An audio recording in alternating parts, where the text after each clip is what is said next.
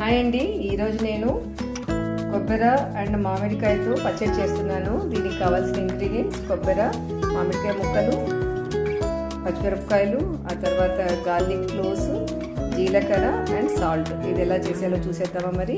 కావాలి coconut, mango pieces, పచ్చిమిరపకాయలు, garlic cloves ఇవన్నీ యాడ్ చేసేసుకుందాము. రుచికి తగ్గ సాల్ట్ అండ్ జీలకర్ర యాడ్ చేసేసుకొని గ్రైండ్ చేసుకుందాము. ఇది పల్స్లో పెట్టుకొని గ్రైండ్ చేసుకోవాలి. ఇప్పుడు కొద్దిగా వాటర్ కూడా వేసుకొని గ్రైండ్ చేసుకుందాము. గ్రైండ్ చేసుకోవాలండి. ఇప్పుడు తాలింపు వేసేసుకుందాము. తాలింపుకి కొద్దిగా ఆయిల్ వేసుకోవాలి. ఇప్పుడు తాలింపు గింజలు, ఆ తర్వాత గార్లిక్ క్లోవ్స్ వేసేద్దాము. రెడ్ చిల్లీస్, గార్లిక్ క్లోవ్స్ కూడా వేసేసుకొని ఫ్రై చేసుకోవాలి. కరివేపాకు కూడా వేసి ఫ్రై చేసుకున్నాము. తాలింపు యాడ్ చేసేసుకున్నాము.